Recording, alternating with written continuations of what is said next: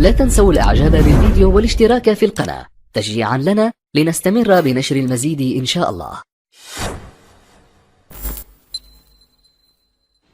What I'd like to do, I'd like to share a little story here with you. It's a very tender story. It was sent to me by someone who sends me beautiful things in the mail. And I call it the Teddy story. And I'd like to read this to you, if I can do it without tearing up. And this story illustrates this as well as anything I've ever seen. There's a story many years ago of an elementary school teacher. Her name was Mrs. Thompson. As she stood in front of her 5th grade class on the very first day of school, she told the children a lie. Like most teachers, she looked at her students and said that she loved them all the same. But that was impossible because there in the front row, slumped in his seat, was a little boy named Teddy Stoddard. Mrs. Thompson had watched Teddy the year before and noticed that he didn't play well with the other children, that his clothes were messy and that he constantly needed a bath. Teddy could be unpleasant. It got to the point where Mrs. Thompson would actually take delight in marking his papers with a broad red pen and making bold X's and then putting a big F at the top of his papers. At the school where Mrs. Thompson taught, she was required to review each child's past records, and she put Teddy's off until last. However, when she reviewed his file, she was in for a surprise. Teddy's 1st grade teacher wrote, "Teddy is a bright child with a ready laugh. He does his work neatly and he has good manners. He's a joy to be around." His 2nd grade teacher wrote, "Teddy's an excellent student, well liked by his classmates, but he's troubled because his mother has a terminal illness and life at home must be a struggle."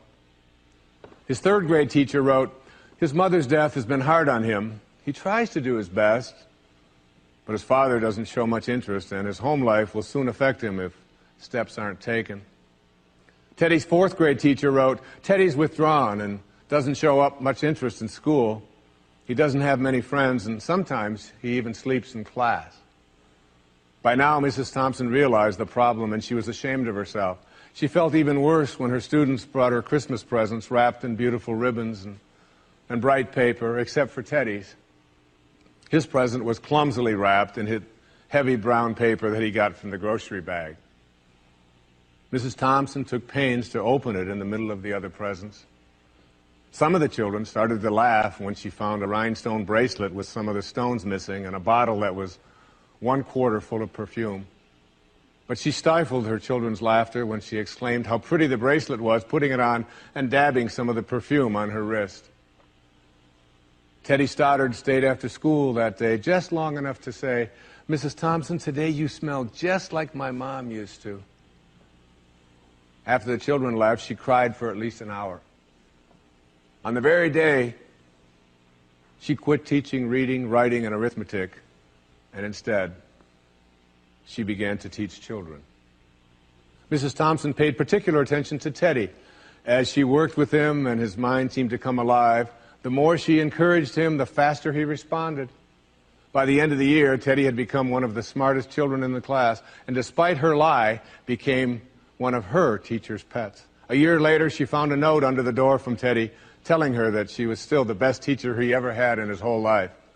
6 years went by before she got another note from Teddy.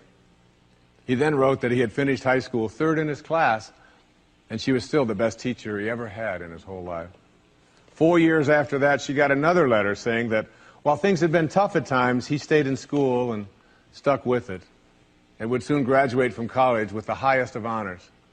He assured Mrs. Thompson that she was still the very best and favorite teacher he ever had in his whole life. Then 4 more years passed, and yet another letter came. This time he explained that after he got his bachelor's degree, he decided to go a little further. The letter explained that she was still the best and favorite teacher he ever had, but now his name was a little longer. The letter was signed Theodore F. Stoddard, M.D. But the story doesn't end there. You see, there was yet another letter that spring. Teddy said he'd met this girl and was going to be married.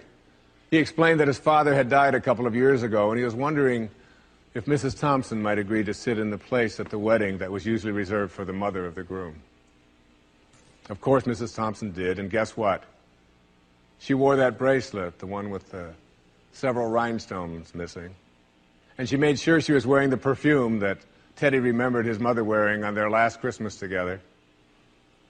They hugged each other, and Dr. Stoddard whispered in Mrs. Thompson's ear, "Thank you so much for making me feel important and showing me that I could make a difference." Mrs. Thompson came with tears in her eyes and whispered back, "Teddy, you have it all wrong. You were the one who taught me that I could make a difference. I didn't know how to teach until I met you." Isn't that a beautiful story?